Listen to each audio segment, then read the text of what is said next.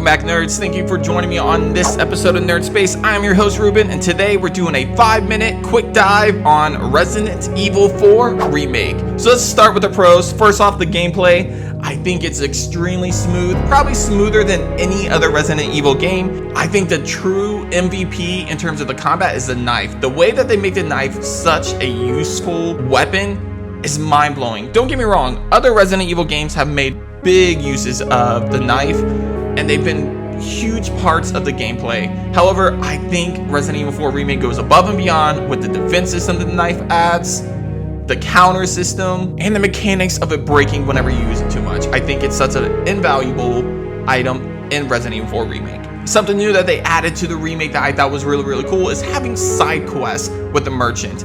I think having side quests makes the world feel a little bit more open, gives you a little bit more to do, and adds a little bit more challenges to a game that originally didn't have too much replayability. And of course, you can't play this game without talking about the graphics and the atmosphere. First off, the graphics are probably the best of the year so far, in my opinion. Definitely debatable, but I really think Resident Evil 4 Remake is a really good looking game.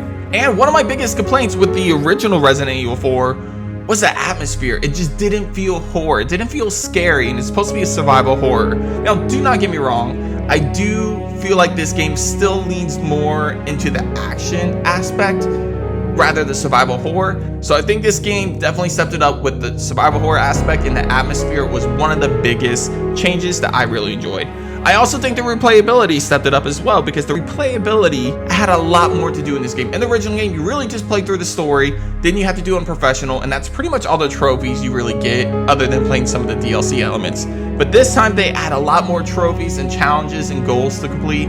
My personal favorite was the handgun and knife only run. I thought that was a really cool throwback to some of the original games where you can only beat it using the knife. But you also get a new game plus, so you can go in with your newer weapons that you fully upgraded. Some really cool stuff. And while we're on the topic, comparing it to the original game, QTE, pretty much gone. Those are quick time events where you pretty much button smash or press buttons at the right time. Those are pretty much gone. You still have them a little bit just to add a little bit of flair to it, but it's definitely not overdone like it was in the original game. Some of the things that I felt like the game lacked, definitely Osmond Saddler is probably the biggest thing I felt like the game did dirty.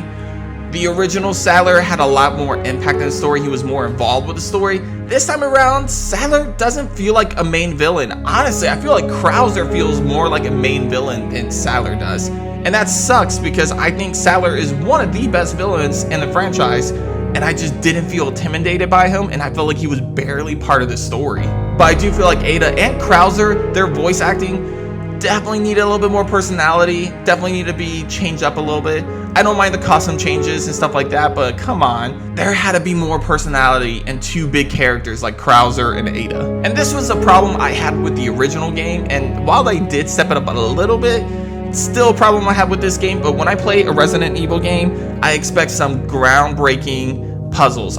I expect really exciting puzzles that make me think and make me feel good when I figure out those puzzles. You don't really get that often in this game. You miss out on it a lot, in my opinion. You do get a couple puzzles, but most of them are pretty easy, and that's something I missed with the original Resident Evil games. It's something that I thought the Resident Evil 2 Remake did really well, but looks like it didn't transition over to Resident Evil 4 Remake, so that's unfortunate. Now, despite all the pros, despite all the cons, I have to look at this from a critic side of view, and I really enjoyed this game. I hated the original Resident Evil 4, which I know is a very unique take on the franchise, honestly, because this is probably most people's favorite entry in the franchise. However, I have to say, Resident Evil 4 Remake made me love this entry now. I actually love playing this game. I played this game at least 8 different times so far, so that's how much I really enjoyed it, and I can't wait for the DLC for this one. So after thinking about that, I think without a doubt, this title gets a perfect 10 out of 10. Now, of course, I do not mean that this game is perfect, but comparing it to other survival horror games, other remakes, other Resident Evil games, I feel like this is exactly what Capcom needs to do with the Resident Evil franchise, and I hope they continue to go along this path. But let me know what you guys think in the comments. Do you agree with my score? Do you think it should be lower, higher? Tell me in the comments. But as always, guys, thank you for joining me on this episode of Nerd Space. I'll see you on the next one, so take care.